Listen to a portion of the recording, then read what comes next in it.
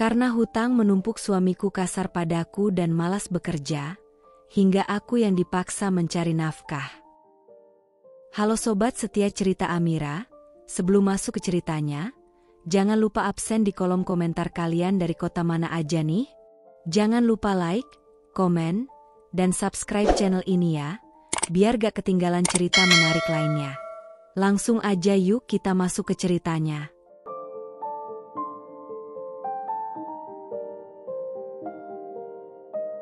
Toko mebel yang selama ini menjadi sumber kehidupan keluarga kami berdiri kokoh di pinggir jalan raya yang selalu dipadati kendaraan.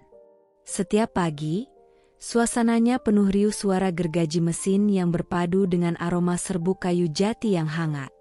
Rak-rak dan etalase selalu terisi penuh, dan para pembeli datang dengan wajah sumringah, memuji kualitas kerja para pengrajin yang telaten membentuk setiap lekukan kayu. Dulu, aku percaya usaha ini akan terus berkembang, menguatkan pondasi keluarga kami, dan memberikan masa depan yang terjamin untuk anak-anak. Tetapi kepercayaan itu hancur perlahan, seperti kayu yang lapuk dimakan rayap. Persaingan di pasar tiba-tiba berubah menjadi perang yang tak kasat mata namun mematikan. Beberapa pedagang baru menawarkan produk serupa dengan harga jauh di bawah modal produksi, sebuah langkah yang jelas mengabaikan logika bisnis sehat. Berita yang beredar di kalangan pelanggan menyebutkan bahwa itu semua adalah strategi untuk menjatuhkan kami, dan aku tahu itu bukan sekadar kabar angin. Sementara itu, pengelolaan toko mulai berantakan, pesanan sering tercatat dengan data yang salah, pengiriman melenceng dari jadwal, dan beberapa pekerja kehilangan semangat. Pelanggan yang dulu setia mulai berpaling satu persatu, memilih tempat lain yang lebih murah meskipun kualitasnya jauh di bawah kami. Berbulan-bulan aku mencoba mempertahankan sisa kekuatan. Pinjaman dari bank dan kerabat sudah kuambil, namun modal itu cepat habis untuk menutup kerugian. Setiap hari, angka pada buku catatan keuangan semakin menukik tajam, meninggalkan jejak utang yang mencapai ratusan juta rupiah. Telepon dari pihak penagih berbunyi nyaring-nyari setiap pagi, suaranya menembus batas kesabaran, membawa nada sinis yang menusuk hati. Sementara aku menunduk, berusaha memberi jawaban, keringat dingin selalu mengalir di pelipis. Rumah kami ikut merasakan dampak keruntuhan itu. Dinding yang dulu dipenuhi canda dan obrolan hangat kini memantulkan gemas suara pertengkaran. Fajar, yang dulu penuh pengertian dan jarang meninggikan suara, berubah menjadi pria pemarah yang sulit dikendalikan emosinya. Suatu malam, setelah ia memeriksa tumpukan tagihan, suaranya meledak di ruang tamu. "Kamu ngapain saja seharian? Utang makin besar, pelanggan kabur semua. Apa kamu cuma duduk diam nunggu semuanya jatuh?" Nadanya keras, matanya menatapku tajam. Aku berusaha menahan napas agar tidak pecah dalam tangis. "Aku nggak diam, Jar. Aku sudah cari cara. Aku juga berjuang sama seperti kamu," ucapku lirih, mencoba meredakan amarahnya. Tapi ia hanya menggeleng kasar, membanting map berisi catatan keuangan ke meja. Kertas-kertas itu beterbangan, jatuh di lantai, menyebar seperti bukti kegagalan kami. Tanpa menoleh lagi, ia melangkah menuju kamar, membiarkan pintu tertutup dengan hentakan yang memutus sisa percakapan. Aku berdiri di tengah ruangan yang hening, menatap kursi-kursi kayu yang dulu menjadi kebanggaan toko kami. Kini, bahkan perabot di rumah terasa seperti beban, mengingatkanku pada masa jaya yang tinggal kenangan. Dari luar, suara hujan yang menetes di atap menyelip masuk, menciptakan irama yang dingin. Dan aku sadar, apa yang kami hadapi bukan sekadar masalah bisnis. Ini adalah badai yang siap menghancurkan segalanya, termasuk rumah tangga yang selama ini kuanggap kuat. Perubahan pada Fajar bukanlah ledakan yang terjadi dalam semalam, melainkan proses yang merambat perlahan, seperti api kecil yang menjilat dasar kayu sebelum akhirnya membakar seluruh bangunan. Pada awalnya, Ia hanya melemparkan kata-kata bernada tajam setiap kali pulang dengan wajah penat. Nada suaranya meninggi sekadar untuk menunjukkan kekesalan, dan aku mencoba memaklumi bahwa mungkin itu hanyalah luapan stres akibat beban pekerjaan dan masalah keuangan. Namun seiring waktu, kata-kata itu berevolusi menjadi bentakan lantang yang keluar hampir setiap hari, bahkan ketika alasannya sepele. Pagi itu, udara di dapur terasa berat. Aku baru saja menata piring di meja makan. Nasi hangat mengepulkan uap, telur dadar berwarna keemasan terhidang di tengah, dan segelas teh manis beraroma melati mengiringinya. Saat Fajar duduk, matanya langsung menyapu meja dengan tatapan penuh kritik. "Hanya ini? Kamu pikir menu begini cukup buat aku kerja seharian?" Suaranya memecah keheningan, membuat jantungku berdegup kencang. Aku berusaha tenang, menelan ludah sebelum menjawab. "Aku belum sempat belanja, Jar. Uang kemarin terpakai untuk membayar cicilan," ucapku hati-hati, berharap ia mengerti. Tapi ekspresinya semakin mengeras. "Selalu ada alasan. Kamu itu nggak pernah bisa jadi istri yang benar. Mana dukunganmu? Apa yang sudah kamu lakukan untuk bantu aku keluar dari masalah ini?" Tuduhan itu menghunjamku lebih dalam daripada teriakan yang membungkusnya. Ia tidak tahu, atau memilih untuk tidak melihat, betapa setiap hari aku memutar otak mencari solusi. Aku yang mengatur ulang pembukuan keuangan, menahan diri dari membeli kebutuhan pribadi, bahkan menjual perhiasan warisan ibuku demi menambah modal agar usaha kami tidak tenggelam.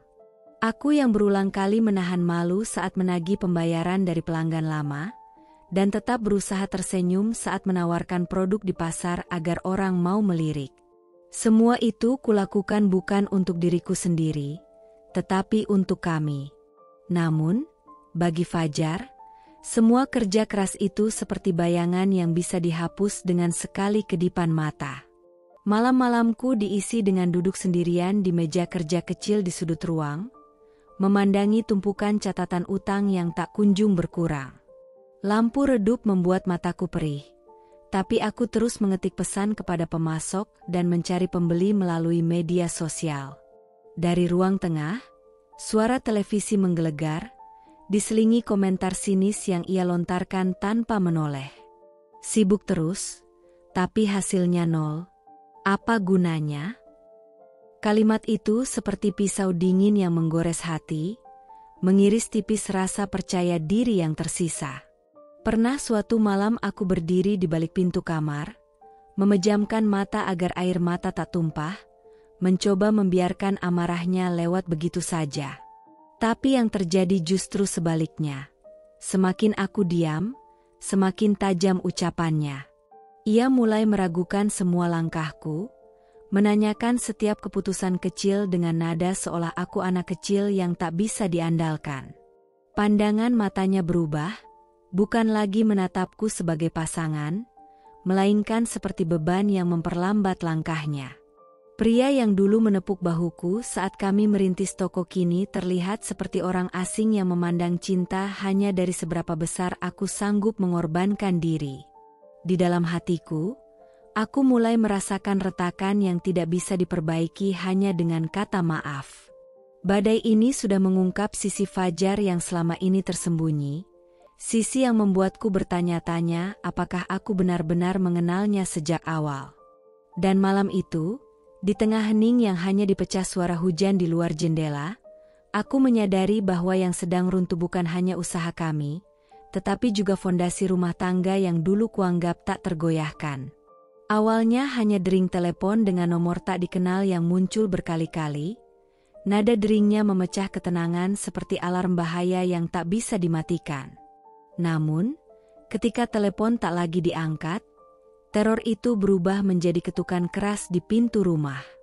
Pagi, siang, bahkan larut malam, suara itu terdengar, ritmenya cepat, nyaring, dan penuh tekanan. Seolah mereka ingin menembus dinding hanya dengan kepalan tangan. Suatu pagi, Aku baru saja selesai menjemur pakaian ketika dua pria berbadan besar berdiri di teras. Wajah mereka kaku, tatapan tajam seperti menilai nilai jual rumah yang mereka injak. "Ibu ini yang punya toko mebel?" tanya salah satunya, nada suaranya berat dan penuh ancaman. Aku menelan ludah, mencoba menegakkan badan. "Iya, ada yang bisa saya bantu?" tanyaku, meski sudah tahu arah pembicaraan ini. Pria itu mengangkat map lusuh berisi dokumen tagihan.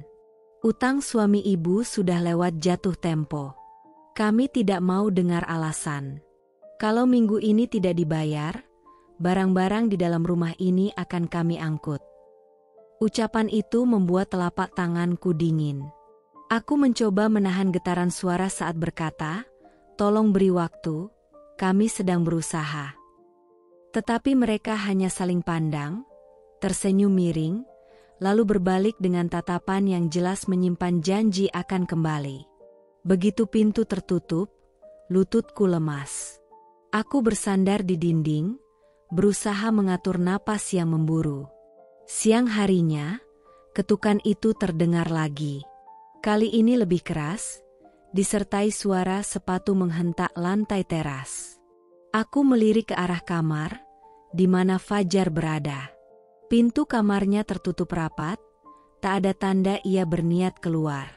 "Kamu nggak mau keluar?" tanyaku dengan nada nyaris memohon. Dari balik pintu, hanya terdengar jawabannya yang pendek dan datar. "Kamu saja yang hadapi. Aku nggak mau ribut." Kata-kata itu seperti menamparku. Aku yang harus berdiri di depan, menatap wajah-wajah asing yang mengintimidasi, sementara dia memilih bersembunyi di balik dinding. Malam pun tidak memberi jeda. Sekitar pukul 9, suara ketukan kembali membangunkan kami. Kali ini disertai teriakan dari luar pagar. "Jangan pikir kalian bisa lari dari tanggung jawab. Kami akan datang setiap hari." Nada mereka menusuk, memancing rasa takut yang merayap di tulang belakang.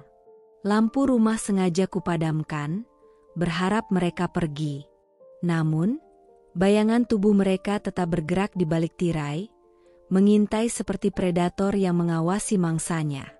Hari demi hari, tekanan itu menggerogoti nyali. Aku mulai takut membuka pintu, bahkan sekadar melihat keluar jendela. Setiap suara langkah di luar membuat dadaku berdegup cepat. Sementara itu, Fajar tetap mengurung diri, menutup telinga dari semua kegaduhan, seolah masalah ini akan hilang jika diabaikan. Di saat seperti itu, aku merasa benar-benar sendirian, bukan hanya menghadapi penagih utang, tetapi juga menghadapi kenyataan pahit bahwa orang yang seharusnya berdiri di sampingku memilih bersembunyi di belakangku. Dan malam itu, ketika teriakan kembali terdengar dari luar, aku tahu, teror ini bukan hanya tentang uang, tapi tentang bagaimana perlahan-lahan aku kehilangan rasa aman di rumahku sendiri. Sisa uang yang kami miliki tinggal beberapa lembar lusuh di laci meja, bahkan koin receh di toples kaca sudah habis untuk membeli kebutuhan pokok. Tagihan listrik, air, dan cicilan rumah menumpuk di meja ruang tamu, sebagian sudah bertanda peringatan merah. Setiap kali aku melihatnya, dadaku terasa sesak, seperti ada tali yang mengencang di leher.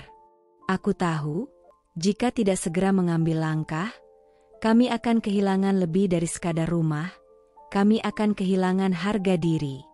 Malam itu, aku duduk di ujung kursi, memandang punggung Fajar yang bersandar santai di sofa. Televisi menyala menampilkan gambar bergerak, tetapi ia tidak benar-benar menontonnya. Aku menggenggam tanganku sendiri, mengumpulkan keberanian sebelum berbicara. "Jar, aku mau coba cari kerja di luar. Apa saja. Yang penting bisa bawa pulang uang." Suaraku bergetar, tapi cukup tegas untuk terdengar jelas di ruangan yang sunyi itu. Fajar menoleh perlahan. Tidak ada kejutan di matanya, seolah ia sudah menduga aku akan mengucapkannya. Ia mengangguk ringan, lalu tersenyum tipis, Senyum yang anehnya terasa lebih seperti melepaskan tanggung jawab daripada memberikan restu. Bagus, ucapnya pendek, diikuti kalimat yang menusuk hatiku, biar kamu tahu rasanya cari uang. Nada suaranya dingin, tanpa penghargaan sedikitpun atas keberanian yang baru saja kukeluarkan. Ucapannya membuat hatiku seperti diremas. Aku berharap ia akan menatapku dengan rasa lega, mungkin juga sedikit rasa bersalah karena membiarkanku memikul beban ini. Namun yang kutangkap justru kesan bahwa langkahku adalah cara mudah baginya untuk mundur dari garis depan. Seakan-akan aku bukan sedang membantunya, melainkan mengambil alih peran yang sudah lama ingin ia lepaskan. Keesokan paginya, aku memulai langkah pertama. Udara pagi terasa lembab, jalanan masih basah oleh sisa hujan semalam.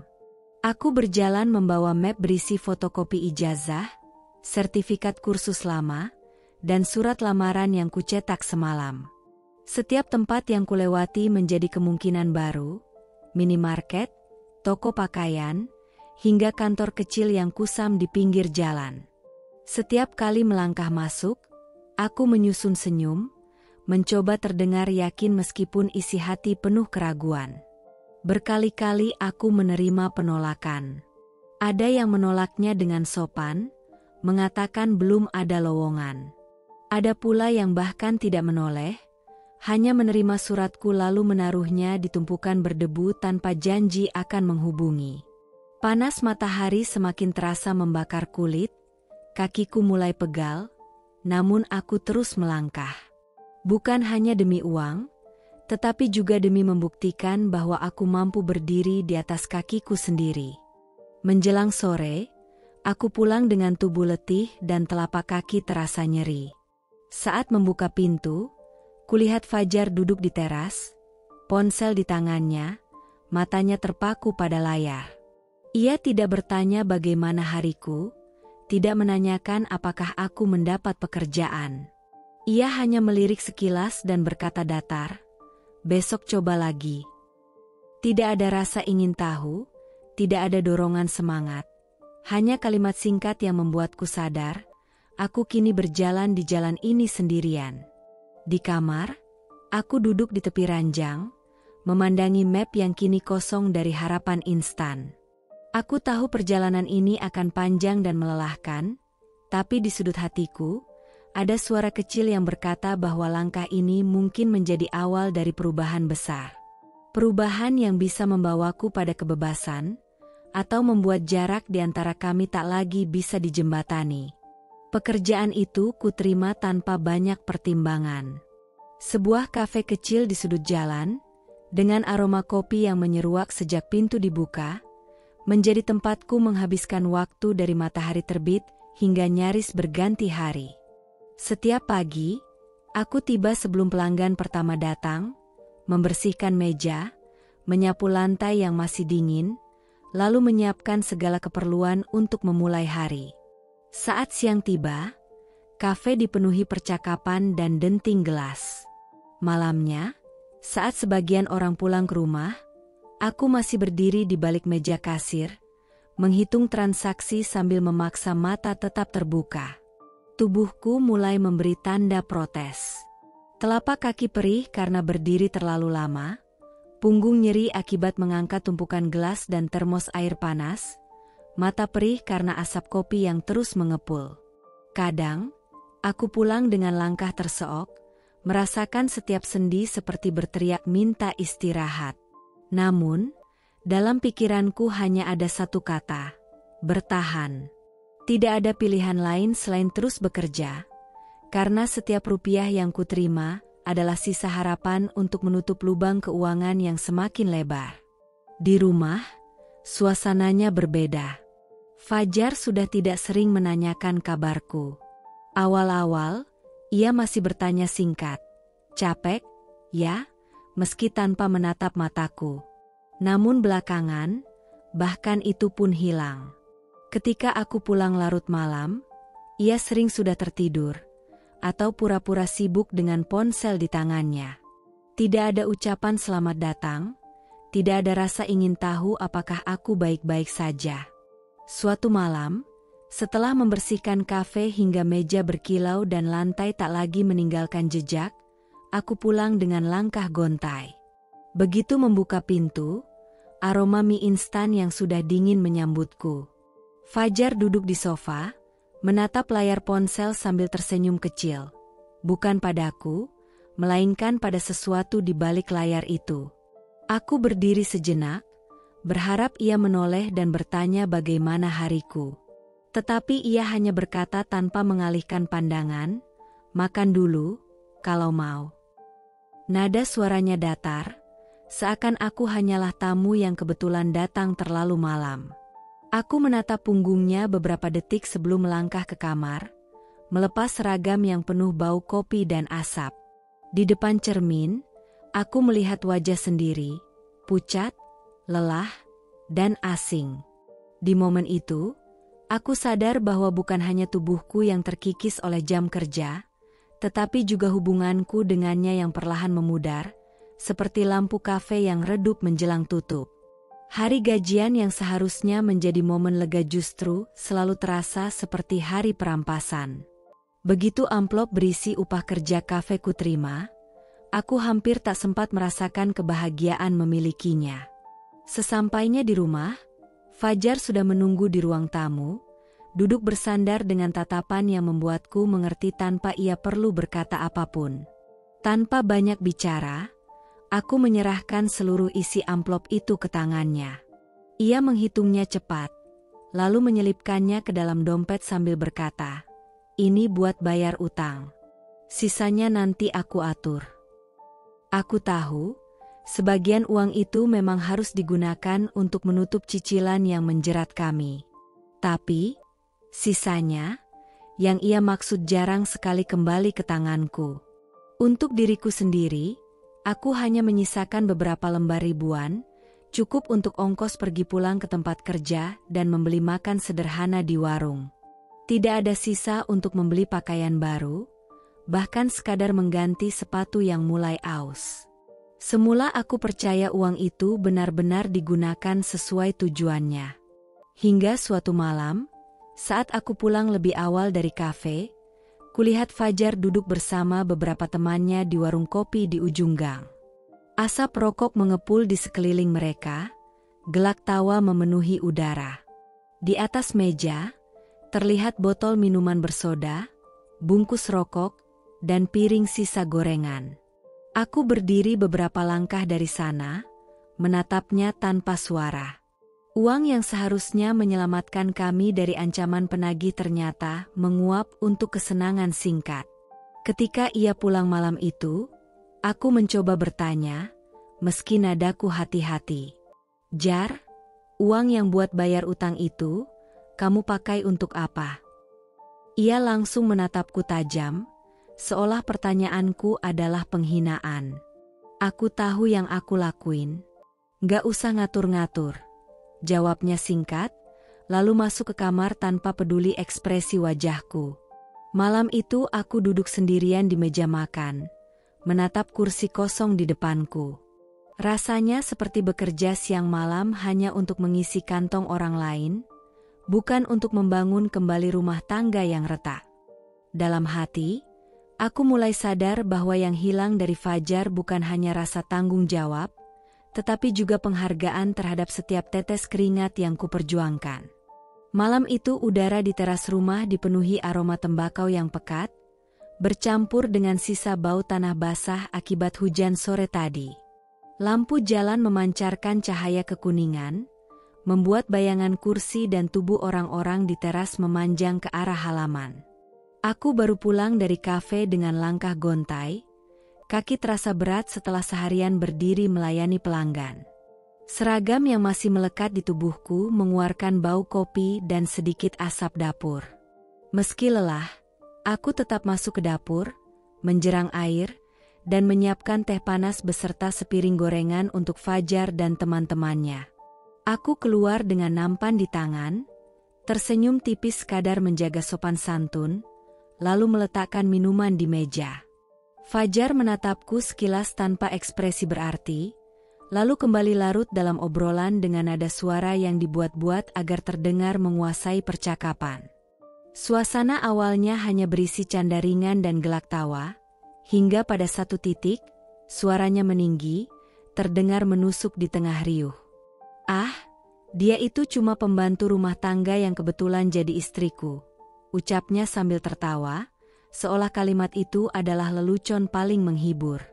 Seketika tawa teman-temannya pecah, beberapa menepuk pundaknya sambil menoleh ke arahku, menatap seakan-akan ikut mengamini ucapannya.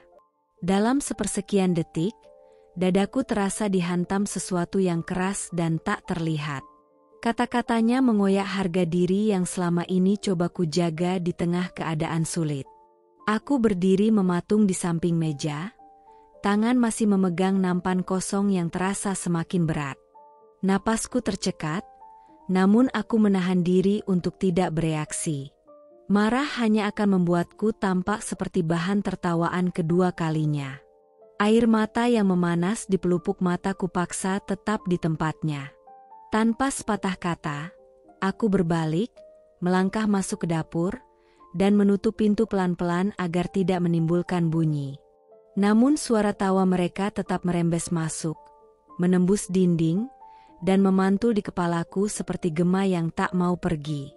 Aku menyandarkan punggung pada pintu, menunduk, dan menatap lantai kosong.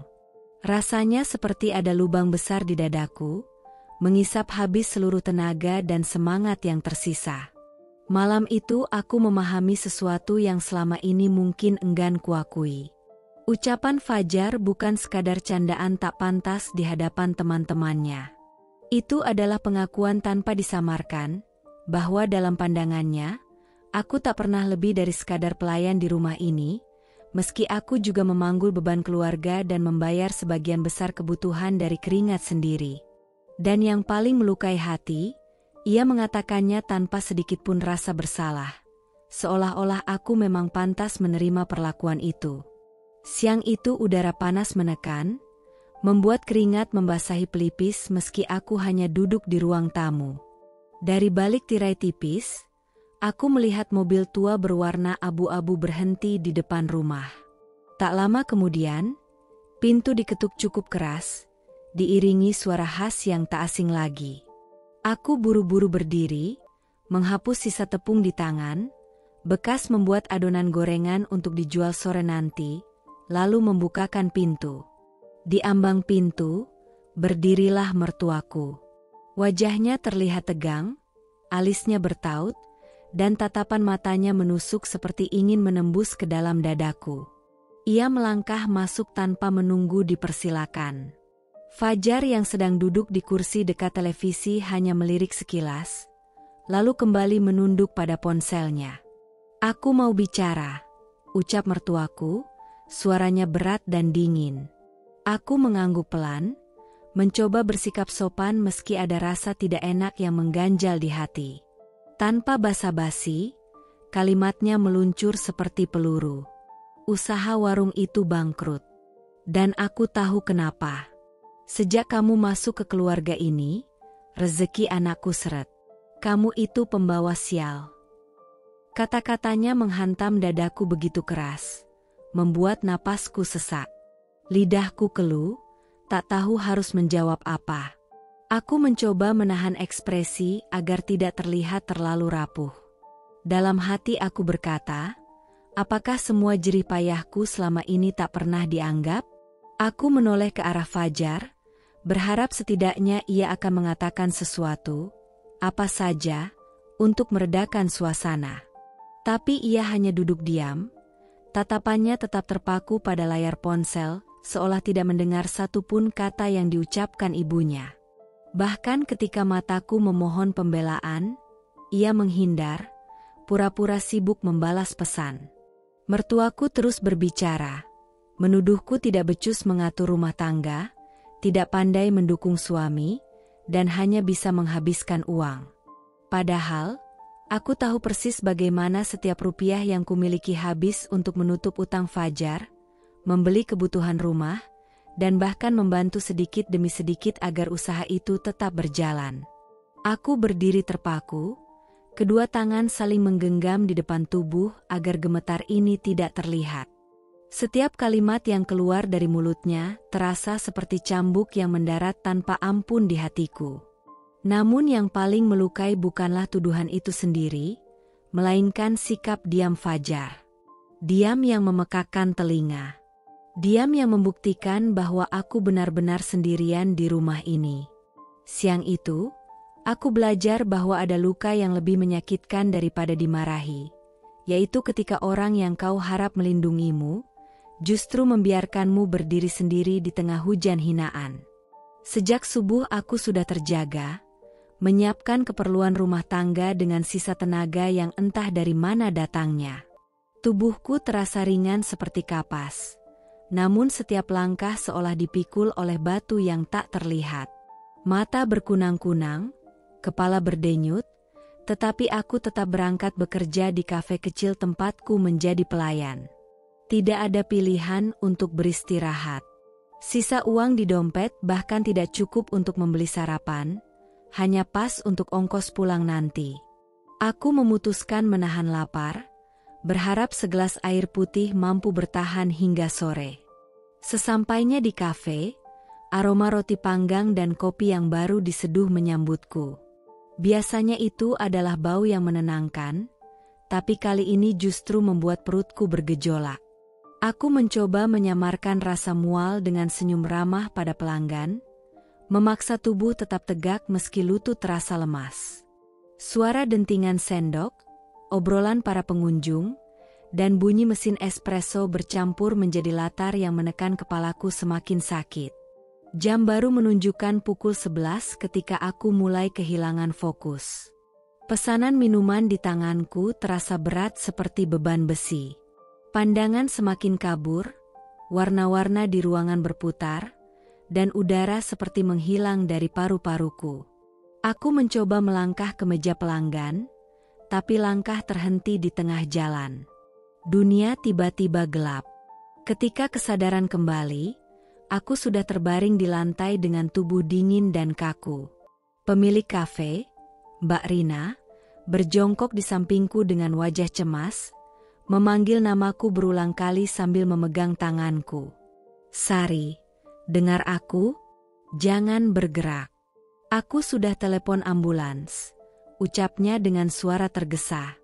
Beberapa karyawan lain berdiri di sekitar, sebagian menatap penuh kekhawatiran, sebagian lagi berbisik pelan, mungkin membicarakan betapa pucatnya wajahku. Aku ingin meminta mereka tidak memanggil ambulans, bukan karena tidak mau dibawa ke rumah sakit, tetapi karena aku takut biaya yang akan membengkak. Namun bibirku terasa keluh, tidak ada suara yang keluar. Sirene terdengar dari kejauhan, semakin mendekat, hingga petugas medis masuk dan memeriksa kondisiku. Mereka mengangkatku ke tandu dengan hati-hati, sementara mataku hanya sempat menangkap sekilas tatapan iba dari seorang pelanggan yang masih duduk di sudut ruangan. Di rumah sakit, tubuhku masih lemah dan kepala berdenyut. Aku hanya ingin berbaring tenang ketika pintu ruang IGD terbuka. Fajar masuk dengan langkah cepat, wajah tegang, namun bukan tegang karena khawatir. Matanya menatapku tajam, rahangnya mengeras. Kata pertama yang keluar dari mulutnya bukanlah pertanyaan tentang keadaanku, melainkan kalimat yang menampar harga diriku. "Kamu tuh bikin malu.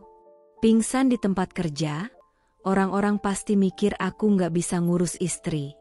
Kamu tahu nggak, aku dipermalukan sama teman-temanku." Aku terdiam, menatapnya dengan tatapan kosong. Jantungku terasa diremas, bukan karena penyakit atau kelelahan, melainkan karena orang yang seharusnya berdiri di sisiku justru menyerangku dengan kata-kata yang lebih menyakitkan daripada rasa nyeri di tubuhku. Air mata mengalir tanpa bisa kutahan. Aku mencoba mengingat kapan terakhir kali suamiku melihatku sebagai manusia yang layak mendapatkan perhatian, bukan sebagai beban atau ancaman bagi gengsinya. Saat itu aku sadar, pingsanku hanyalah tanda bahwa tubuhku menyerah, tetapi hatiku sudah lama nyaris mati. Hari itu aku merasa seluruh tenaga yang tersisa menguap, meninggalkan diriku dengan satu pertanyaan yang terus berputar di kepala. Sampai kapan aku sanggup bertahan? Malam itu, langit tampak pekat tanpa cahaya bintang, seolah menyerap seluruh rasa yang memenuhi pikiranku. Di dalam kamar, hanya ada temaram lampu meja yang memantulkan cahaya lembut di dinding, menciptakan bayangan samar pada wajah Fajar yang tertidur pulas di sampingku. Gerakan dadanya yang naik turun menunjukkan ketenangan, kontras dengan hatiku yang bergejolak tanpa henti. Aku menatapnya lama, mencoba mencari secercah alasan untuk tetap bertahan. Namun yang kutemukan hanyalah dinding kosong di antara kami yang tak pernah bisa kutembus lagi. Aku mengingat kembali saat pertama kali kami menikah. Ketika tatapan itu penuh janji dan genggaman tangannya membuatku merasa aman. Kini, yang tersisa hanyalah rasa hampa. Suara hatiku berbisik pelan, menanyakan berapa lama lagi aku sanggup bertahan dalam rumah yang kehilangan makna. Perjalanan kami dipenuhi percikan konflik yang kian lama menjadi bara, membakar perlahan setiap keyakinan yang dulu kujaga. Ucapan-ucapan tajam, sikap acuh, dan diam yang menusuk perlahan membentuk luka tak kasat mata. Luka yang tak pernah sempat sembuh karena terus diiris ulang. Tanganku meraih ujung selimut, menariknya hingga menutupi setengah wajahku, mencoba menghalangi pandangan dari sosok di sebelahku. Bukan lagi karena marah, melainkan karena tak sanggup melihat kenyataan bahwa perasaan ini telah mati. Di titik itu, sebuah kesadaran muncul. Aku tidak lagi berada di sini karena cinta, melainkan karena ketakutan akan ketidakpastian di luar sana. Dan aku tahu, jika tetap bertahan, aku akan kehilangan diriku sepenuhnya. Tanpa membuat keributan, aku duduk di tepi ranjang, memandang lantai kayu yang terasa dingin di telapak kakiku. Pikiranku dipenuhi pertanyaan yang tak ada jawabannya. Namun di tengah kebimbangan itu, ada satu keputusan yang menguat, aku harus pergi. Aku belum tahu kemana tujuan berikutnya, belum memiliki rencana atau persiapan matang, bahkan tabungan pun nyaris tak cukup untuk menopang hidup lama-lama.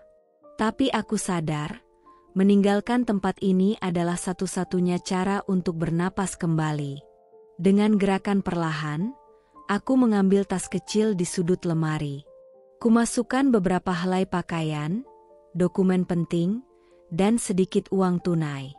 Tidak banyak, hanya yang benar-benar diperlukan. Setiap benda yang kupilih terasa seperti simbol bahwa aku hanya membawa hidup seperlunya, meninggalkan beban yang selama ini membelenggu. Saat resleting tas tertutup rapat, ada denyut aneh di dadaku, campuran antara takut, lega, dan sebuah rasa bebas yang asing namun menyenangkan. Aku menatap sekali lagi ke arah Fajar. Wajahnya tetap terlelap, tak menyadari bahwa saat ia membuka mata nanti, aku mungkin sudah tak ada di sisinya. Tidak ada pesan perpisahan, tidak ada tangisan, tidak ada penjelasan panjang. Hanya keheningan yang akan ia temui. Aku berdiri, melangkah perlahan menuju pintu, melewati ruang tamu yang remang. Setiap langkah terasa berat, namun ada kekuatan yang mendorongku untuk terus maju. Begitu pintu terbuka, udara malam menyapa kulitku. Angin yang menusuk tulang terasa justru membangkitkan nyali yang sempat hilang. Jalanan di depan sepi, sunyi, seperti lembar kosong yang menungguku untuk menuliskan bab baru dalam hidup. Aku tidak tahu kemana langkah ini akan membawaku, tetapi untuk pertama kalinya dalam waktu yang lama, aku merasa memiliki kendali penuh atas diriku sendiri. Malam itu, tanpa menoleh ke belakang, aku berjalan menuju dunia yang belum ku kenal, meninggalkan segala luka, kecewa, dan belenggu di rumah yang kini hanya menjadi bagian dari masa lalu. Pagi itu, sinar matahari menembus tirai tipis kamar kos kecil yang kutempati sejak meninggalkan rumah. Udara terasa segar, meski sisa kepenatan dari malam-malam gelisah masih menempel di tubuh. Aku duduk di tepi ranjang, memandang secangkir teh hangat yang mengepulkan aroma menenangkan. Hidupku memang belum sepenuhnya tertata. Namun ada sedikit rasa optimis yang perlahan tumbuh, perasaan yang sudah lama tak kurasakan. Beberapa hari sebelumnya, seorang teman lama, Dina, menghubungiku. Ia tahu aku sedang mencari pekerjaan baru dan menawarkan sebuah kesempatan. Di kantorku ada lowongan, ucapnya melalui telepon dengan nada antusias. Event organizer, gajinya lumayan, lingkungannya juga sehat. Nggak kayak kantor-kantor toksik yang bikin kita stres tiap hari. Mau coba? Aku terdiam sejenak, mempertimbangkan. Pekerjaan itu terdengar asing bagiku, tapi tawarannya terasa seperti pintu yang tiba-tiba terbuka di tengah lorong gelap. Aku memutuskan untuk mengambil kesempatan itu. Hari pertama bekerja, aku melangkah ke dalam gedung berlantai 5 yang menjadi pusat kegiatan perusahaan tersebut. Aroma kopi segar dari pantry bercampur dengan suara ketikan keyboard dan percakapan santai para karyawan. Suasananya hangat, jauh dari kesan kaku yang biasanya kurasakan di lingkungan kerja sebelumnya. Ruangan-ruangan dipenuhi papan moodboard penuh warna, foto-foto dokumentasi acara, serta kalender besar yang penuh coretan rencana. Semua itu memberikan energi berbeda, seperti dunia yang selalu bergerak, penuh kreativitas. Dina memperkenalkanku pada rekan-rekan baru, dan sambutan mereka membuatku merasa dihargai. Tidak ada tatapan merendahkan atau bisik-bisik menusuk. Setiap orang sibuk dengan pekerjaannya, namun masih menyempatkan senyum tulus ketika berpapasan. Pekerjaan sebagai staf kreatif di event organizer ini menuntut ide segar, ketelitian, dan kemampuan untuk berpikir cepat. Awalnya aku gugup, takut tak bisa mengikuti ritme, tapi justru tantangan itulah yang membuatku merasa hidup kembali. Dan disinilah aku pertama kali melihatnya, Arga. Ia berdiri di dekat meja besar yang dipenuhi brosur dan sampel dekorasi, sedang memberi arahan pada timnya. Rambutnya sedikit berantakan, namun justru membuatnya tampak santai dan percaya diri. Suaranya tegas tapi tenang, dan setiap kata yang keluar terdengar seperti sudah dipikirkan matang. Ia menyadari kehadiranku ketika Dina memperkenalkan kami. "Ini Vina, staf kreatif baru kita," kata Dina sambil tersenyum. Arga mengulurkan tangan. "Selamat bergabung. Semoga betah di sini," ucapnya singkat, namun tatapannya dalam, seolah mencoba membaca siapa aku sebenarnya. Sentuhan tangannya hangat, dan entah mengapa, ada sesuatu di sorot matanya yang membuatku sedikit tertegun. Bukan tatapan yang menghakimi, melainkan seperti melihat seseorang yang pernah tersesat namun berusaha menemukan jalannya kembali. Hari-hari berikutnya, aku mulai terbiasa dengan ritme kerja yang padat. Setiap proyek yang kami tangani membuatku belajar banyak hal baru. Mulai dari memilih konsep acara, menyesuaikan dekorasi dengan tema, hingga menghadapi klien yang kadang berubah pikiran di detik terakhir. Arga, yang ternyata adalah project manager, sering datang memberi masukan atau sekadar memastikan tim tidak kelelahan. Ia bukan tipe atasan yang hanya memerintah dari balik meja. Ia turun langsung, membantu menyusun properti, bahkan ikut memindahkan meja jika dibutuhkan. Di tengah hiruk-pikuk itu, aku merasa mulai menemukan kembali sesuatu yang sempat hilang, rasa percaya diri. Lingkungan ini memberiku ruang untuk berkembang tanpa tekanan beracun, dan Arga, entah mengapa, kehadirannya membuat hari-hariku terasa sedikit lebih ringan. Aku tak tahu, apakah ini awal dari babak baru yang akan membawa kebahagiaan, atau justru membuka pintu pada konflik yang lebih rumit. Yang jelas, di antara tumpukan rencana acara, jadwal rapat, dan aroma kopi yang selalu menguar di udara, hidupku mulai bergerak ke arah yang tak pernah kubayangkan sebelumnya. Hari itu, udara di ruang rapat terasa segar oleh aroma kopi yang baru diseduh, berpadu dengan bau tinta dari dokumen-dokumen yang tertata rapi di atas meja panjang. Aku duduk di salah satu kursi, berusaha mengatur napas setelah pagi yang penuh kesibukan.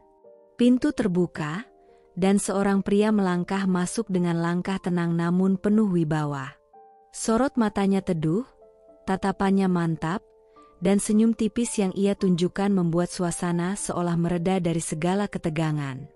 "Selamat datang di tim kami. Saya Arga," katanya sambil mengulurkan tangan.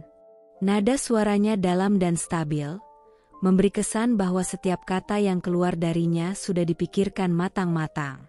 Aku menyambut uluran tangannya, dan dalam sekejap, aku merasakan sesuatu yang kontras dari apa yang selama ini aku kenal. Tidak ada nada sinis, tidak ada tatapan merendahkan, hanya sambutan tulus yang membuatku merasa diakui sebagai bagian dari sesuatu yang penting. Sejak hari itu, interaksi kami berjalan alami. Arga tidak hanya memimpin dengan memberi instruksi, tetapi juga hadir sebagai rekan yang memperhatikan kesejahteraan tim. Ia selalu memastikan semua orang mendapatkan porsi kerja yang adil, mengingatkan untuk istirahat saat beban kerja memuncak, bahkan tak segan membantu memindahkan peralatan ketika ada persiapan acara besar. Perhatian kecil itu terasa begitu berarti, terutama bagiku yang sudah terbiasa menghadapi ketidakpedulian dan tuntutan berlebihan. Ada satu momen yang membekas. Siang itu, aku sedang sibuk mengatur dekorasi untuk sebuah event ketika Arga tiba-tiba muncul sambil membawa segelas air mineral dingin. "Kamu dari tadi belum istirahat. Minum dulu," ucapnya singkat. Ia lalu pergi tanpa menunggu balasan. Sederhana, tetapi cukup untuk membuatku terdiam lama, menyadari bahwa sudah bertahun-tahun tidak ada yang memerhatikanku dengan cara sesederhana namun setulus itu. Awalnya aku berusaha menjaga jarak. Aku tidak ingin terbawa perasaan, apalagi hatiku masih membawa luka dari rumah tangga yang seakan memenjarakan. Namun, perlahan, setiap senyumnya, setiap perhatian yang ia tunjukkan, menjadi seperti cahaya hangat yang merembes masuk melalui celah-celah tembok pertahanan yang sudah lama aku bangun. Aku mulai bertanya-tanya dalam hati, bukan apakah aku siap untuk mencintai lagi, tetapi apakah aku masih mampu menolak rasa nyaman yang perlahan tumbuh, tanpa pernah aku undang, namun mulai sulit untuk aku lepaskan. Hari itu, langit tampak sendu, seolah ikut memantulkan suasana hatiku yang belum tahu akan dihempaskan ke jurang kekecewaan. Aku sedang merapikan meja kerja ketika ponselku bergetar. Nama pengirimnya adalah Bu Ratna, tetangga lama yang sesekali mengabarkan berita dari lingkungan tempat aku dulu tinggal bersama Fajar. Pesan yang ia kirim singkat, namun setiap kata terasa seperti pisau dingin yang menembus dadaku. Aku lihat Fajar di toko emas kemarin. Dia menjual kalung dan cincin yang dulu sering kau kenakan. Kalimat itu membuat nafasku terhenti sesaat. Dalam kepalaku, bayangan kotak perhiasan berbalut bludru merah langsung muncul. Warisan terakhir dari almarhum ayah yang memberikannya padaku di malam ulang tahunku yang ke-20. Waktu itu, tangannya yang mulai bergetar menaruh kotak itu di pangkuanku sambil berkata lembut, "Ini bukan sekadar emas, Nak.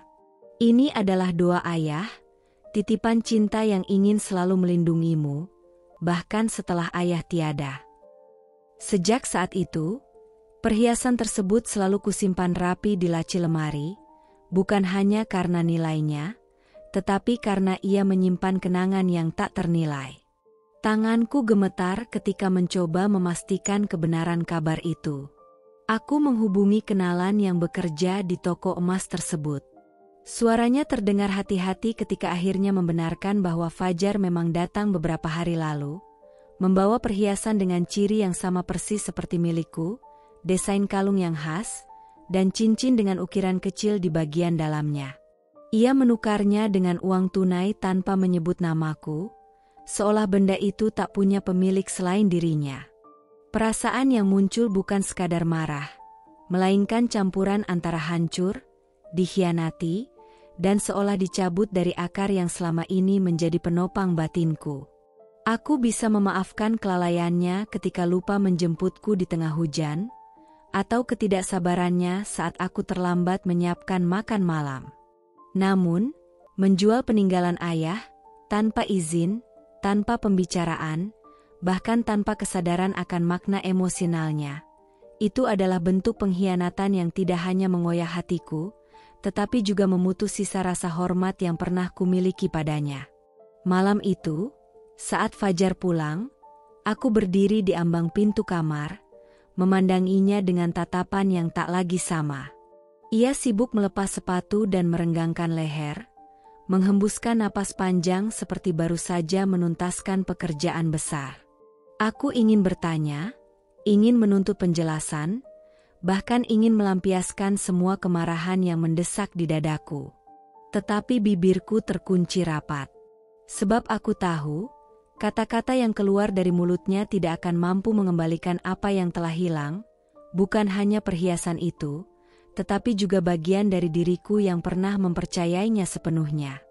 Malam itu aku menyadari, garis pemisah di antara kami sudah tidak lagi sekadar retakan kecil.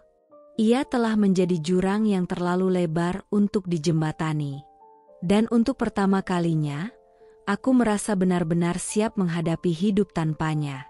Siang itu, suasana kantor terlihat seperti biasa. Para karyawan sibuk dengan pekerjaan masing-masing, telepon berdering silih berganti, dan suara ketikan keyboard terdengar seperti irama yang tak pernah berhenti. Namun, semua kesibukan itu terasa jauh dari kesadaranku. Pandanganku kosong menatap layar komputer yang hanya menampilkan dokumen setengah selesai, sementara pikiranku masih terjebak pada kejadian pahit yang menyesakkan dada. Sejak pagi, aku berusaha menahan gejolak emosi agar tak terlihat rapuh di depan siapapun, tetapi rasa sesak itu terus menumpuk, menekan setiap helaan napas hingga mataku terasa panas dan buram. Perhiasan pemberian almarhum ayah, satu-satunya peninggalan yang selama ini kujaga dengan penuh rasa hormat dan kasih sayang, telah hilang dari genggaman. Bukan karena dicuri orang asing, tetapi dijual oleh seseorang yang seharusnya menjadi pelindungku, Fajar. Pengkhianatan itu membuat hatiku terasa remuk, bukan hanya karena kehilangan benda berharga, tetapi karena makna dan kenangan yang terkandung di dalamnya ikut dirampas. Aku menundukkan kepala, membiarkan rambut terurai menutupi sebagian wajah, agar tidak ada yang melihat pipi yang basah. Jari-jariku menggenggam pena, namun getaran halus di tanganku membuatku sulit menulis apapun. Tiba-tiba, suara lembut namun tegas terdengar di sampingku. "Meisha, kamu kenapa?" Aku mengangkat kepala perlahan, dan mendapati Arga berdiri di dekat meja kerjaku. Wajahnya memperlihatkan campuran rasa khawatir dan kesungguhan. Tatapan matanya tidak seperti tatapan orang yang sekadar ingin tahu. Ada ketulusan yang membuatku sejenak kehilangan kata-kata.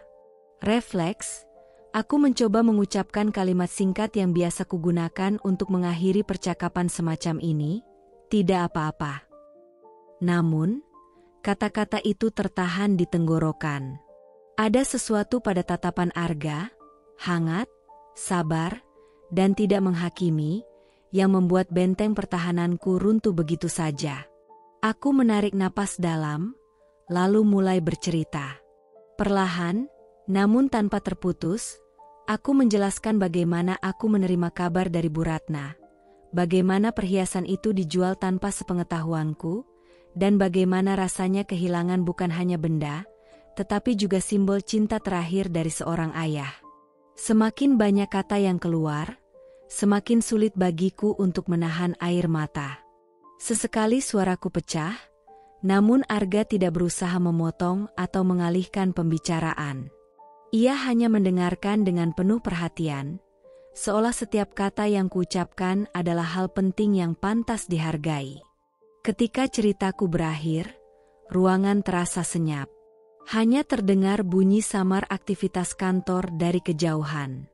Arga menatapku beberapa detik, lalu mengucapkan kalimat yang singkat namun menancap dalam. "Kamu berhak bahagia, Meisha." Jangan biarkan siapapun mengambil hak itu darimu. Tidak ada janji manis, tidak ada kata-kata dramatis yang berlebihan, hanya keyakinan yang disampaikan dengan ketulusan. Namun, justru itulah yang membuatnya terasa begitu kuat. Kalimat itu menembus lapisan terdalam hatiku, membangkitkan sedikit cahaya di tengah kabut yang menyesakkan. Untuk pertama kalinya hari itu, aku merasa bebanku tidak sepenuhnya kupikul sendirian. Beberapa minggu telah berlalu sejak pertemuan terakhir kami, dan hidupku perlahan menemukan ritme baru. Hari-hariku kini dipenuhi dengan pekerjaan, tanggung jawab, dan sesekali waktu untuk diriku sendiri. Aku mulai terbiasa bangun pagi tanpa mendengar suaranya, makan siang tanpa memikirkan apakah dia sudah makan atau belum, dan pulang ke rumah dengan hati yang tidak lagi menunggu. Luka yang ia tinggalkan memang masih terasa, tetapi aku sudah bisa berjalan tanpa terseok-seok karenanya. Siang itu, kantor sedang berada di puncak kesibukan. Telepon berdering tiada henti, printer bekerja tanpa jeda, dan bunyi langkah para pegawai bergema di lorong. Aku baru saja kembali dari ruang rapat, masih memegang beberapa berkas, ketika dari kejauhan aku melihat seorang pria memasuki lobi. Sekilas, aku tidak mengenalnya. Rambutnya acak-acakan, kemeja yang dulu mungkin berwarna putih kini kusam, dan wajahnya tampak kuyu seperti seseorang yang sudah lama tidak tidur nyenyak. Namun ketika ia mendekat, hatiku tercekat. Itu Fajar. Langkahnya berat, seolah setiap gerakan adalah beban. Tatapannya gelisah, menyapu ruangan sampai menemukan diriku. Begitu pandangan kami bertemu, dia mempercepat langkah, tanpa memedulikan pegawai yang mulai berbisik-bisik di sekitar. Saat hanya berjarak beberapa meter, ia berhenti, menarik napas panjang, lalu bersuara dengan nada parau, "Meisha." Aku belum sempat menjawab ketika ia tiba-tiba menunduk, lalu berlutut di lantai lobi yang dingin. Beberapa orang langsung menghentikan pekerjaannya, ada yang menatap prihatin, ada pula yang terlihat terkejut. Namun Fajar tidak peduli. Kedua tangannya meraih ujung meja di depanku, matanya memohon seperti seseorang yang berdiri di tepi jurang. "Aku gak sanggup lagi, Meisha. Tolong, balik sama aku. Aku janji akan berubah." Katanya terbata-bata, suaranya serak seperti menahan tangis yang terlalu lama dipendam. Mereka saling bertukar pandang, seolah menyadari bahwa pintu yang mereka ketuk kali ini bukan hanya terbuat dari kayu, tapi juga dari hati yang sudah menutup rapat. Di luar, hujan turun perlahan, suaranya menjadi latar yang menegaskan akhir dari sebuah bab yang tak akan pernah kembali seperti semula. 3 bulan telah berlalu sejak aku meninggalkan rumah itu, meninggalkan segala kenangan pahit dan luka yang nyaris menghabisi tenagaku. Waktu terasa berjalan lambat. Setiap hari dipenuhi keheningan yang sesekali dipecahkan oleh rasa rindu yang menyesakkan dada. Dalam sepi, bayangan wajah Rafan selalu hadir. Mata beningnya, tawa kecilnya, bahkan suaranya yang memanggil, "Mama," terus terngiang di telingaku. Aku tahu, tidak ada lagi yang lebih penting selain membawanya kembali ke sisiku. Aku ingin ia tumbuh di lingkungan yang penuh kasih sayang, bukan dalam rumah yang dipenuhi pertengkaran dan kebohongan. Dengan tekad yang telah bulat, aku mengajukan gugatan hak asuh anak ke pengadilan. Prosesnya tidak sederhana, setiap langkah terasa seperti mengupas luka lama. Aku harus mengumpulkan bukti, menghadirkan saksi, dan mendengar kembali kisah-kisah yang seharusnya sudah kututup rapat. Di ruang sidang, Dimas duduk dengan wajah lelah dan kusut. Sorot matanya kosong, gerak-geriknya gelisah, dan sesekali ia menunduk seolah ingin menghindari tatapan siapapun. Dari laporan psikolog hingga keterangan saksi, semua menguatkan bahwa ia sedang tidak stabil secara emosional dan belum mampu memberikan pengasuhan yang layak untuk Rafan. Ketika hakim mengetukkan palu dan menyatakan bahwa hak asuh penuh diberikan kepadaku, hatiku serasa diremukan sekaligus disatukan kembali. Ada lega yang tak bisa digambarkan dengan kata-kata, bercampur dengan rasa haru yang membuat nafasku tercekat.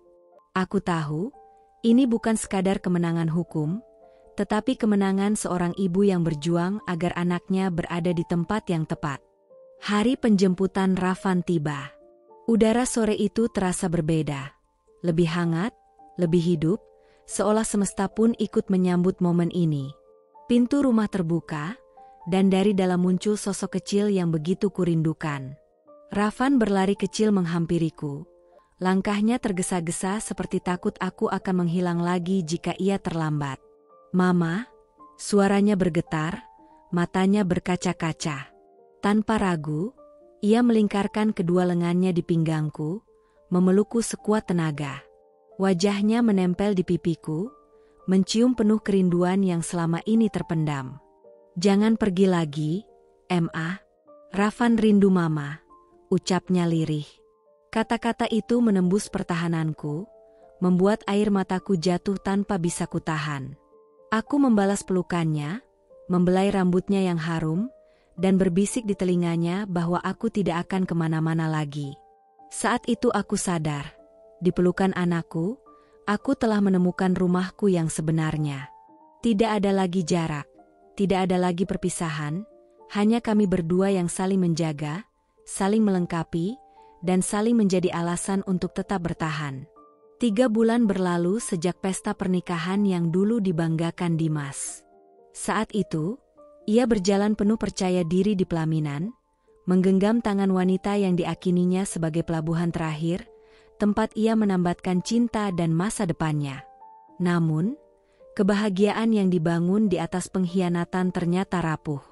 Di balik senyum manis yang dulu memikatnya, wanita itu menyimpan hitungan waktu, bukan hitungan cinta.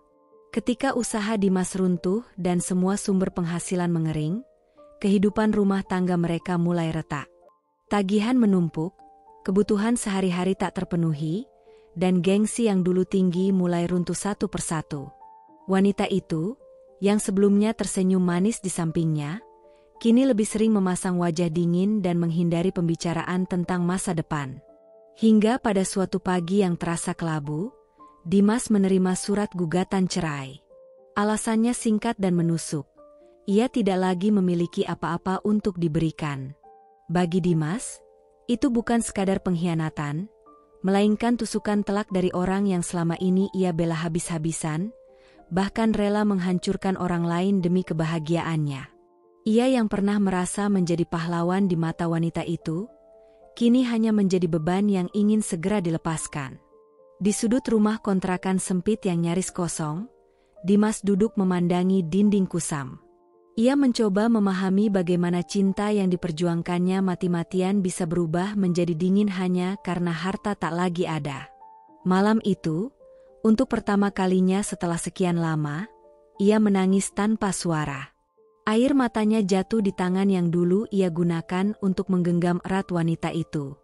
Ia teringat janji-janji manis yang pernah diucapkan di telinga, semua kini terdengar seperti lelucon kejam. Tidak ada pelukan, tidak ada ucapan penghiburan, hanya kesunyian yang menelan seluruh sisa harga dirinya. Dan saat ia menyadari bahwa ia ditinggalkan oleh orang yang ia pilih mengkhianati masa lalunya demi masa depan semu, barulah Dimas mengerti, ia telah membangun hidup di atas pasir, dan ombak pertama yang datang telah menghancurkannya tanpa ampun. Dimas kini menjalani kehidupan yang sangat berbeda dari masa kejayaan yang dulu pernah ia banggakan. Rumah megah yang dulu ia tempati, lengkap dengan halaman luas dan perabotan mahal, telah lama berpindah tangan. Kini, yang tersisa hanyalah sebuah rumah kontrakan sempit di ujung gang kumuh, dengan dinding yang mulai retak, cat mengelupas, dan atap bocor yang meneteskan air setiap kali hujan deras turun. Lantai semen dingin menjadi pengganti marmer mengilap, dan bau apek memenuhi udara, seolah mengingatkan bahwa semua kemewahan yang dulu ia miliki hanyalah sementara. Jabatan tinggi yang dulu membuatnya dihormati di lingkungan kerja telah direnggut tanpa sisa. Semua rekan yang dulu memuji dan mendekat demi keuntungan pribadi kini berpaling, meninggalkannya sendirian menanggung aib. Tabungan yang dulu berlimpah, yang ia gunakan untuk memanjakan dirinya dan membiayai wanita yang ia pilih, telah habis tanpa sisa, berganti tumpukan utang yang semakin membelenggu. Reputasi yang dahulu menjadi kebanggaan keluarga kini tercoreng, membuat hubungan dengan orang-orang terdekat membeku. Keluarga yang dulu selalu ada kini memilih menjaga jarak, tak sanggup menanggung malu akibat perbuatannya. Di tengah keterpurukannya, Dimas sering berdiri di ujung jalan yang tak jauh dari rumahku. Ia mengamati dari kejauhan, bersembunyi di balik keramaian, sekadar untuk melihatku berjalan bersama Rafan. Tatapannya memandangi setiap gerak kami, bagaimana aku menggandeng tangan putraku dengan penuh kasih. Bagaimana Rafan tertawa lepas sambil menceritakan hal-hal kecil yang membuatnya bahagia. Pemandangan itu membuatnya sadar betapa berharganya kebersamaan yang pernah ia sia-siakan. Suatu sore, ketika matahari mulai condong ke barat, aku melihatnya berdiri tidak jauh dari gerbang rumah. Aku berdiri mematung, mencoba mengurai setiap kata yang keluar dari mulutnya. Lalu, tanpa sengaja, aku menemukan kebenaran yang tidak dia ucapkan secara langsung. Dari nada suaranya, dari tatapannya yang lebih mencerminkan ketakutan daripada penyesalan, aku bisa menebak bahwa permintaannya bukanlah tentang cinta. Aku dikejar-kejar penagih utang. Lanjutnya lirih, nyaris seperti pengakuan dosa. Teman-teman semua pergi, keluarga juga, aku sendirian. Aku nggak bisa hadapi ini sendiri. Meisha, tolong, aku butuh kamu. Kalimat terakhir itu membuat hatiku dingin.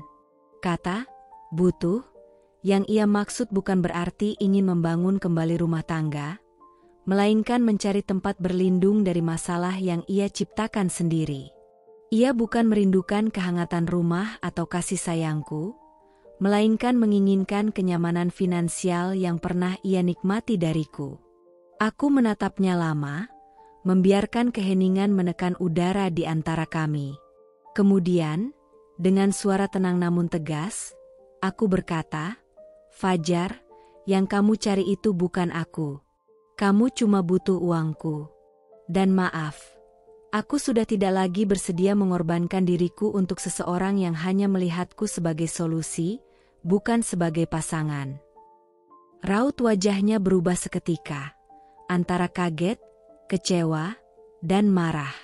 Tetapi aku sudah berbalik, meninggalkannya berlutut di lobi, sendirian, di tengah tatapan yang tak lagi mengandung rasa iba. Untuk pertama kalinya, aku pergi tanpa menoleh ke belakang, dan kali ini, tidak ada bagian dari diriku yang ingin kembali.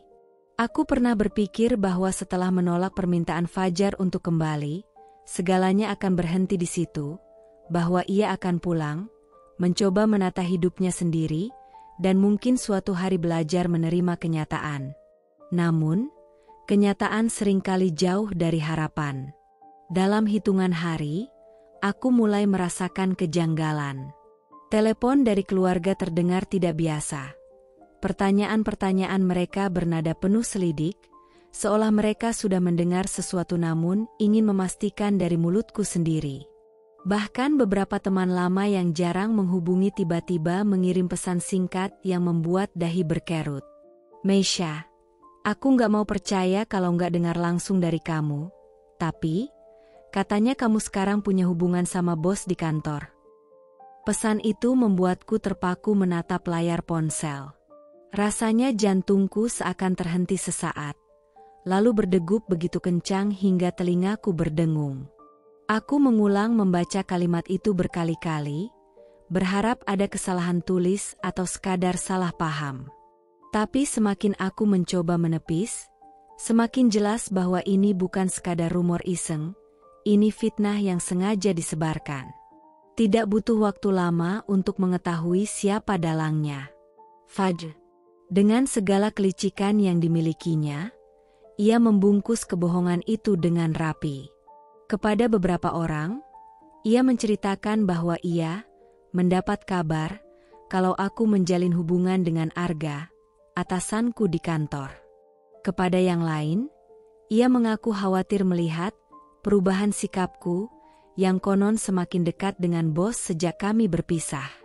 Fitnah itu ia sebarkan dengan nada manis namun penuh racun, membuat orang-orang yang mendengarnya terpecah antara percaya dan ragu. Yang membuatku hancur adalah kenyataan bahwa ia tahu persis titik terlemahku, harga diriku. Aku adalah perempuan yang berusaha menjaga nama baik, apalagi di hadapan keluarga besar dan rekan kerja. Fajar tidak hanya menyerangku secara pribadi, ia mencoba merusak citra yang selama ini kubangun dengan susah payah. Hari itu di kantor, aku berusaha mengalihkan pikiran dengan pekerjaan, tetapi kepalaku penuh dengan kalimat-kalimat gosip yang mungkin sedang beredar di luar sana. Jari-jariku menekan keyboard, namun pikiranku melayang pada kemungkinan tatapan curiga dari orang-orang yang mendengarkan cerita Fajar. Saat aku merasa hampir tenggelam dalam kekalutan itu, Arga datang menghampiri. Dia berdiri di sisi mejaku, menatapku dengan raut khawatir. "Meisha, kamu kelihatan gak baik-baik saja. Ada yang mau kamu ceritain?" Suaranya pelan, tapi cukup untuk membuat air mata yang sejak tadi kutahan akhirnya lolos begitu saja. Aku menarik napas panjang, mencoba memilih kata. Namun akhirnya semua yang kupendam keluar seperti air bah, tentang gosip yang beredar, tentang bagaimana Fajar memelintir cerita, dan tentang rasa sakit yang kurasakan karena harus menghadapi fitnah yang begitu keji. Arga mendengarkan tanpa menyela, tatapannya penuh empati. Setelah aku selesai bicara, ia menghela napas dan berkata dengan mantap, "Meisha, aku tahu siapa kamu. Aku tahu integritas kamu. Orang yang mengenalmu dengan baik gak akan termakan cerita seperti itu. Jangan biarkan kebohongan ini merusak cara kamu melihat dirimu sendiri. Kalau perlu, aku yang akan turun langsung untuk meluruskan semuanya." Kata-kata itu seperti menyalakan kembali kekuatan di dalam diriku yang sempat padam. Aku sadar bahwa meskipun fitnah itu menyakitkan, aku tidak benar-benar sendirian. Ada orang yang mau berdiri di sisiku, yang percaya padaku tanpa ragu. Dan mungkin, inilah saatnya aku berhenti hanya bertahan. Aku harus mulai melawan. Aku pikir badai fitnah yang disebarkan Fajar sudah cukup membuatku kehilangan ketenangan. Tapi ternyata, ia belum puas. Sore itu, ketika aku baru saja keluar dari ruang meeting, ponselku bergetar berkali-kali. Nomor yang tak asing lagi terpampang di layar. Awalnya kupikir untuk mengabaikannya saja, tapi entah kenapa jemariku sempat ragu sebelum menekan tombol tolak. Saat aku tidak mengangkat, pesan demi pesan masuk. Awalnya hanya ajakan bertemu, tapi kemudian berubah menjadi nada yang jauh lebih gelap. "Kalau kamu gak mau ketemu, aku akan datang langsung ke kantor. Kita lihat apa kata orang-orang kalau aku teriak soal hubunganmu sama bos." Tanganku gemetar membaca kata-kata itu. Dada terasa sesak, bukan hanya karena ancamannya, tapi juga karena ia tahu benar di mana tempat yang paling bisa membuatku tersudut. Kantorku. Tempat di mana reputasi adalah segalanya. Bayangan Fajar muncul di pikiranku. Ia berdiri di lobi, bersuara keras, membuat keributan, dan semua mata menatapku dengan prasangka. Aku mencoba menenangkan diri, tapi nadanya semakin menjadi-jadi. "Aku nggak main-main, Meisha. Aku akan datang besok. Kalau mau semua orang tahu, silakan cuekin aku. Kalau enggak, temui aku malam ini." Aku memandangi pesan itu dengan napas memburu. Ada rasa marah, takut, sekaligus jijik. Aku tahu, jika aku menuruti keinginannya, itu sama saja memberinya kuasa untuk terus mengatur hidupku. Tapi kalau aku menolak, reputasiku yang jadi taruhannya. Tanpa sadar, Arga yang kebetulan lewat melihat wajahku pucat. "Kamu kenapa?" tanyanya, nada suaranya jelas mengandung kekhawatiran. Aku mencoba menggeleng, tapi air mata yang menggantung di pelupuk sudah cukup menjadi jawabannya. Ia mengambil ponselku dari meja, membaca pesan yang baru saja masuk, dan rahangnya mengeras seketika. Dia ngancam kamu? Suaranya rendah, namun mengandung bara. Aku hanya mengangguk pelan. Arga menghela napas panjang, lalu menatapku dengan tatapan yang tegas. Meisha, dengar baik-baik. Kamu nggak sendirian. Aku pastikan dia nggak akan berani macam-macam di sini. Kantor ini punya aturan, dan aku punya wewenang untuk melindungi karyawan dari gangguan seperti ini. Kalau perlu, aku laporkan dia ke pihak berwenang. Kata-kata itu seperti benteng yang tiba-tiba berdiri di sekelilingku. Untuk pertama kalinya sejak menerima pesan Fajar, aku merasa ada seseorang yang berdiri di barisan terdepan untuk membelaku. Arga bahkan langsung menginstruksikan bagian keamanan kantor untuk meningkatkan pengawasan di area lobi dan mencatat identitas siapapun yang masuk. Di dalam hatiku, masih ada rasa takut, tapi kini bercampur dengan tekad. Fajar boleh mencoba mengancam, tapi aku sudah tidak lagi sendirian, dan aku tidak akan tunduk pada terornya. Keputusan itu bukan lahir dalam semalam, melainkan hasil dari luka yang terkumpul selama berbulan-bulan, bahkan bertahun-tahun. Setelah melalui fitnah keji, ancaman yang menggerogoti rasa aman, dan tekanan yang menguras tenaga serta air mata, aku menyadari bahwa mempertahankan pernikahan ini sama saja dengan mengurung diriku di dalam penjara yang dibangun oleh kebohongan. Aku memutuskan untuk bercerai. Keputusan ini berat, tapi bagiku, harga diri dan ketenangan batin jauh lebih berharga daripada status yang hanya menjadi formalitas di atas kertas. Hari itu, aku melangkah ke gedung pengadilan dengan langkah pasti, meski jantungku berdegup tak beraturan. Gedung itu menjulang dengan dinding-dinding dingin yang memantulkan suara langkah kaki setiap orang yang lewat. Di koridor, bau kertas tua bercampur aroma kopi dari ruang tunggu menguar samar, seolah menambah suasana tegang. Aku menggenggam map berisi bukti-bukti yang selama ini kukumpulkan, sambil berusaha menahan gemetar di ujung jariku. Saat pintu ruang sidang terbuka, mataku langsung menangkap sosok Fajar yang sudah duduk di kursi tergugat. Jas hitamnya rapi, dasinya terikat sempurna, tapi tatapan matanya penuh kesombongan.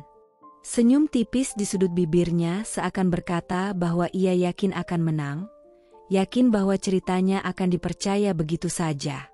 Sidang dimulai, dan seperti yang sudah kuduga, Fajar segera memainkan perannya. Dengan suara yang dibuat tenang namun penuh penekanan, ia melontarkan tuduhan yang selama ini ia sebarkan di belakangku, bahwa aku berselingkuh dengan atasan di kantor, bahwa aku mengabaikan rumah tangga demi ambisi pribadi. Ia membungkus kebohongan itu dengan detail yang direkayasa sedemikian rupa, menciptakan narasi seolah ia adalah suami yang setia namun dikhianati. Beberapa kali ia menatapku, seakan menantangku untuk membantah di hadapan semua orang. Pengacaranya menimpali dengan argumen yang terdengar rapi namun menusuk. "Yang mulia," ucapnya, "klien kami telah berusaha mempertahankan rumah tangganya. Namun tergugat memilih menjalin hubungan terlarang di tempat kerja, yang membuat pernikahan ini hancur. Klien kami hanya ingin mencari keadilan." Setiap kata itu seperti belati yang diarahkan langsung ke reputasiku. Ketika giliranku berbicara, aku menatap hakim dengan tenang. Aku menyerahkan bukti-bukti, rekaman pesan singkat yang berisi ancaman Fajar, tangkapan layar percakapan yang membuktikan bahwa gosip perselingkuhan itu sengaja ia sebarkan, laporan HRD kantorku yang menyatakan bahwa tuduhan itu tidak pernah terbukti, serta catatan transaksi penjualan perhiasan peninggalan almarhum ayahku yang ia lakukan tanpa izinku. Semuanya kususun rapi agar tak ada celah bagi Fajar untuk menyangkal. Satu persatu saksi dipanggil. Arga menjadi yang pertama. Dengan suara tegas, ia menjelaskan bahwa ia sendiri pernah membaca pesan ancaman dari Fajar di ponselku, dan bahwa selama bekerja denganku, tidak pernah ada perilaku yang menunjukkan hubungan di luar batas profesional. Dua rekan kerjaku menyusul, memberikan kesaksian yang memperkuat bahwa semua tuduhan itu murni fitnah. Mereka menggambarkan bagaimana gosip itu menyebar dari mulut ke mulut karena ulah Fajar sendiri, bukan karena ada bukti nyata. Ruangan yang sejak awal dipenuhi bisik-bisik mulai hening. Hakim mencatat setiap keterangan dengan serius. Waktu seakan berjalan lambat ketika ia menutup berkas dan menghela napas panjang sebelum menyampaikan putusan. Berdasarkan bukti tertulis, rekaman, dan keterangan saksi-saksi yang kredibel, pengadilan memutuskan untuk mengabulkan gugatan cerai dari penggugat. Hak asuh anak jatuh kepada penggugat tanpa kewajiban berbagi tanggung jawab dengan tergugat. Selain itu, tergugat dinyatakan bersalah atas tindakan pencemaran nama baik. Kalimat itu terasa seperti kunci yang membuka pintu dari penjara panjang yang selama ini mengurungku. Napas yang sejak tadi kutahan akhirnya terlepas.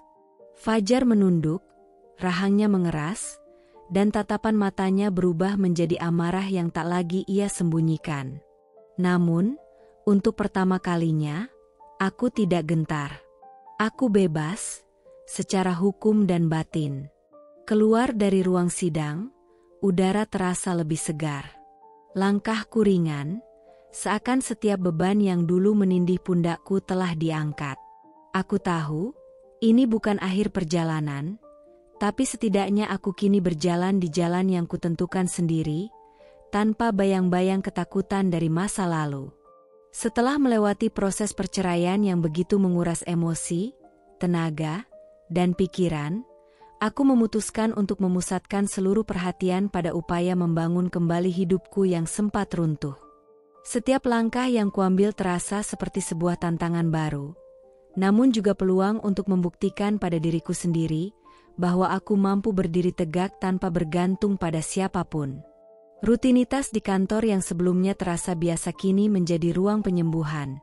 Setiap proyek yang kuselesaikan, setiap apresiasi yang kuterima dari rekan kerja, menjadi pengingat bahwa aku masih memiliki nilai dan kemampuan yang berarti. Dalam proses itu, Arga hadir bukan hanya sebagai rekan kerja, tetapi sebagai sosok yang diam-diam memberikan pengaruh besar pada kestabilan emosiku. Dengan sikapnya yang tenang, penuh empati, dan tanpa sedikit pun memaksakan keinginannya, ia menunjukkan bahwa ada bentuk perhatian yang tulus tanpa syarat. Kami tak terburu-buru melangkah ke hubungan yang lebih dalam. Sebaliknya, kami membiarkan segala sesuatu berjalan sesuai waktunya, sambil saling mendukung dan menghargai ruang pribadi masing-masing. Di tengah perjalanan ini, aku perlahan menyadari bahwa penyembuhan bukan hanya tentang menghapus rasa sakit masa lalu, tetapi juga membangun keyakinan bahwa aku layak dicintai dengan cara yang benar. Kehadiran Arga membuatku merasa aman, dihargai, dan dilihat sebagai perempuan utuh, bukan sekadar bagian dari masa lalu yang kelam. Dan di sanalah aku menemukan harapan baru yang tumbuh tanpa paksaan, seperti benih yang disiram oleh kesabaran dan keikhlasan. Ballroom hotel malam itu tampak megah. Lampu gantung kristal memantulkan cahaya ke seluruh ruangan, musik lembut mengiringi suara tawa dan obrolan tamu, sementara aroma bunga lili dan mawar putih menguar dari setiap sudut. Aku berdiri di dekat meja minuman, mencoba menyesap segelas jus sambil memandangi kerumunan. Namun dari kejauhan, tatapan Arga terasa jelas menembus keramaian itu, hangat, tegas, dan sulit kuabaikan. Ia berjalan mendekat, melewati para tamu yang tampak larut dalam percakapan mereka. Begitu sampai di depanku, ia berkata pelan, "Boleh sebentar? Ada yang ingin aku bicarakan." Suaranya tenang, tapi nadanya menyimpan sesuatu yang membuatku ikut tegang. Aku mengangguk, dan ia membawaku ke balkon luar yang sunyi. Angin malam menyapa lembut, membawa aroma hujan yang tertahan di langit, sementara pemandangan lampu kota berkelip seperti bintang-bintang di daratan. Arga menatapku lama, seolah mencari keberanian di sela-sela diam. Lalu ia berkata, "Aku tahu, mungkin ini bukan waktu yang tepat. Aku tahu hatimu masih berproses. tapi aku tidak mau lagi hanya memendam.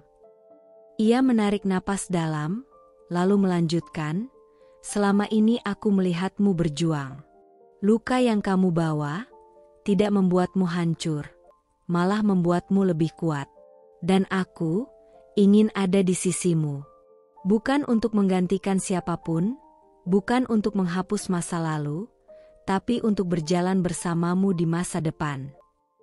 Aku menelan ludah, jantungku berdegup tak karuan. Arga, suaraku nyaris tak terdengar. Ia tersenyum tipis, lalu menambahkan, aku tidak minta jawaban malam ini. Aku hanya ingin kamu tahu, aku ada di sini. Dan aku akan tetap di sini, selama yang kamu butuhkan. Kata-katanya membuat dadaku terasa sesak. Bukan karena sakit, tetapi karena untuk pertama kalinya setelah sekian lama, ada seseorang yang melihatku bukan sebagai wanita yang patah, tapi sebagai wanita yang layak dicintai. Air mata jatuh tanpa bisa kutahan. Aku menatapnya, bibirku bergetar saat berkata, "Kamu membuat aku percaya lagi." Kami berdiri di sana cukup lama, membiarkan angin malam dan gemerlap lampu kota menjadi saksi. Malam itu, tanpa jawaban pasti, hatiku diam-diam membuka pintu yang selama ini kukunci rapat-rapat. Aku berdiri di balkon itu cukup lama, membiarkan angin malam menyapu rambutku dan membelai wajahku dengan kelembutan yang menenangkan. Di atas sana, langit dipenuhi taburan bintang, seakan semesta sengaja menyalakan lampu-lampu kecil untuk mengiringi pikiranku. Aku memandang jauh, melewati gedung-gedung tinggi yang bersinar, lalu mataku perlahan terpejam. Satu persatu kenangan datang, luka yang pernah menggores dalam, air mata yang pernah jatuh tanpa henti, malam-malam panjang yang kulalui sendirian sambil bertanya-tanya apakah hidup akan selalu sekejam itu. Namun kini aku mengerti, semua rasa sakit itu bukanlah akhir, melainkan jembatan yang membawaku pada kebebasan yang tidak pernah kubayangkan sebelumnya. Ironisnya, utang dan pengkhianatan yang dulu membuatku merasa hancur justru menjadi pintu menuju kekuatan, harga diri, dan cinta yang jauh lebih tulus. Arga tidak datang untuk menyelamatkanku, aku telah menyelamatkan diriku sendiri. Dia hanya datang sebagai teman seperjalanan, sebagai pengingat bahwa hati yang pernah hancur pun bisa kembali berdenyut hangat. Aku menghirup udara malam dalam-dalam, merasakan setiap tarikan napas sebagai tanda bahwa aku masih di sini, berdiri, dan tidak lagi menjadi tawanan masa lalu. Dalam hati, aku berjanji, tidak akan ada lagi yang mampu mengurung hatiku atau memadamkan api yang kini menyala di dalam diriku. Masa lalu mungkin meninggalkan bekas, tapi masa depanku adalah milikku sepenuhnya. Dan untuk pertama kalinya, aku tersenyum, bukan karena seseorang mencintaiku, tapi karena aku mencintai diriku sendiri. Aku berdiri di balkon itu cukup lama, membiarkan angin malam menyapu rambutku dan membelai wajahku dengan kelembutan yang menenangkan. Di atas sana, langit dipenuhi taburan bintang, seakan semesta sengaja menyalakan lampu-lampu kecil untuk mengiringi pikiranku. Aku memandang jauh, melewati gedung-gedung tinggi yang bersinar, lalu mataku perlahan terpejam. Satu persatu kenangan datang, luka yang pernah menggores dalam, air mata yang pernah jatuh tanpa henti, malam-malam panjang yang kulalui sendirian sambil bertanya-tanya apakah hidup akan selalu sekejam itu. Namun kini aku mengerti, semua rasa sakit itu bukanlah akhir, melainkan jembatan yang membawaku pada kebebasan yang tidak pernah kubayangkan sebelumnya. Ironisnya, utang dan pengkhianatan yang dulu membuatku merasa hancur justru menjadi pintu menuju kekuatan, harga diri, dan cinta yang jauh lebih tulus. Arga tidak datang untuk menyelamatkanku, aku telah menyelamatkan diriku sendiri. Dia hanya datang sebagai teman seperjalanan, sebagai pengingat bahwa hati yang pernah hancur pun bisa kembali berdenyut hangat. Aku menghirup udara malam dalam-dalam, merasakan setiap tarikan napas sebagai tanda bahwa aku masih di sini, berdiri, dan tidak lagi menjadi tawanan masa lalu. Dalam hati, aku berjanji, tidak akan ada lagi yang mampu mengurung hatiku atau memadamkan api yang kini menyala di dalam diriku. Masa lalu mungkin meninggalkan bekas, tapi masa depanku adalah milikku sepenuhnya. Dan untuk pertama kalinya, aku tersenyum, bukan karena seseorang mencintaiku, tapi karena aku mencintai diriku sendiri.